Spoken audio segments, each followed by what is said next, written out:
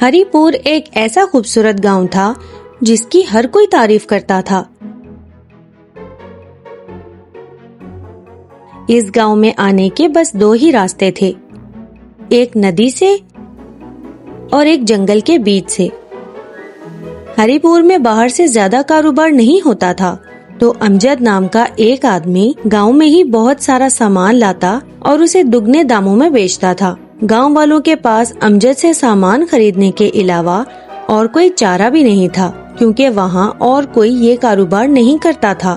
کوئی بھی یہ نہیں سوچتا تھا کہ وہ یہ سامان کہاں سے لاتا تھا، بس سب اندیکھا کر کے سامان خرید لیتے تھے۔ کئی دن گزرنے کے بعد ایک دن امجد کا بھتیجا علی اس کے ساتھ کام کرنے کی سوچ سے ہری پور آ رہا تھا۔ راستے میں تیز طوفان کی وجہ سے اس کی سواری کئی گھنٹوں تک ایک ہی جگہ میں پھنس گئی۔ اسی دوران ایک انجان آدمی ان کے پاس آیا۔ آپ اس وقت اس راستے سے کیوں جا رہے ہو؟ یہاں بھوت اور چڑیلیں ہوتی ہیں، اس راستے سے جانے کی کوئی ہمت نہیں کرتا۔ اسی وقت واپس لوٹ جاؤ اور اپنی جان بچاؤ۔ انجان آدمی ایسا بول کر وہاں سے چلا گیا، مگر علی اس کی باتوں پر دھیان نہ دیتے ہوئے جنگل کے راستے ہی چلتا رہا۔ اس کو اندھیری رات میں عجیب عجیب آوازیں بھی سنائی دیں، مگر علی بنا ڈرے ہری پور کی طرف چلتا رہا۔ جب وہ ہری پور پہنچا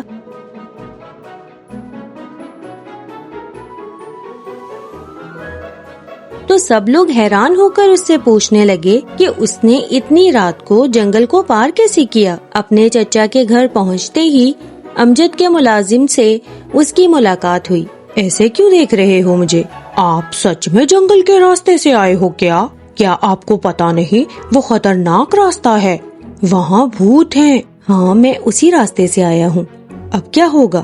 کئی سالوں سے لوگوں کا ماننا ہے کہ اس جنگل میں کوئی بھیانک چیز ہے، اس لیے رات کے وقت اس جنگل سے کوئی نہیں جاتا، اور جو لوگ بھی اس راستے سے گئے وہ آج تک لاپتہ ہیں۔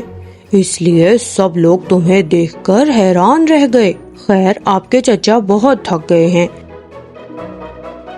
وہ آپ سے صبح ملیں گے۔ شب بخیر۔ علی نوکر کی باتوں کے بارے میں سوچتا ہوا سونے چلا گیا۔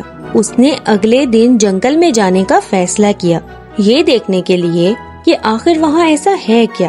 اگلی صبح علی اپنے چچا امجد سے ملا۔ اس نے علی کا بہت اچھے سے استقبال کیا اور کہنے لگا کہ وہ اتنی رات کو جنگل کے راستے سے کیوں آیا، آئندہ وہ ایسا بالکل نہ کرے۔ یہ سن کر علی کی رات کو جنگل جانے کی بے چینی اور بھی بڑھ گئی۔ اب جیسے ہی رات ہوئی علی جنگل میں نکل گیا، جہاں پھر سے اسے بھیانک آوازیں سنائی دے رہی تھیں۔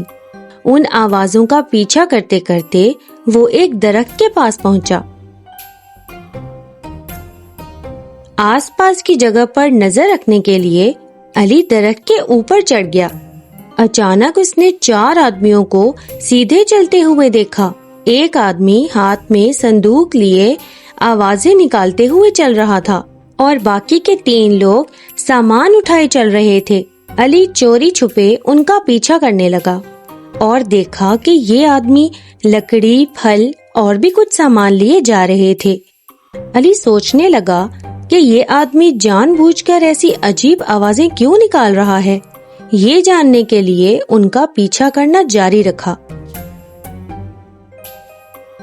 جلد ہی وہ ایک کھلے میدان پر پہنچ گئے، جہاں ایک بہت بڑا گودام تھا۔ آدمیوں نے وہ سامان وہاں اتار دیا، مگر ادھر صرف 4 نہیں بہت سارے لوگ کام کر رہے تھے۔ اچانک اس نے اپنے چچا امجد کو وہاں دیکھا۔ وہ آدمیوں کو حکم دے رہا تھا اور سارے کام کو سنبھال رہا تھا۔ جیسے ہی امجد وہاں سے نکلا، علی نے اپنے سامنے سے جاتے ہوئے ایک آدمی کو اپنی طرف کھینچا۔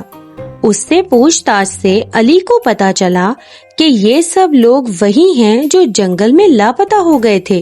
امجد نے ان آدمیوں کو اغوا کیا اور ان سے اپنے گودام میں مال رکھوانے کا کام کروا رہا تھا۔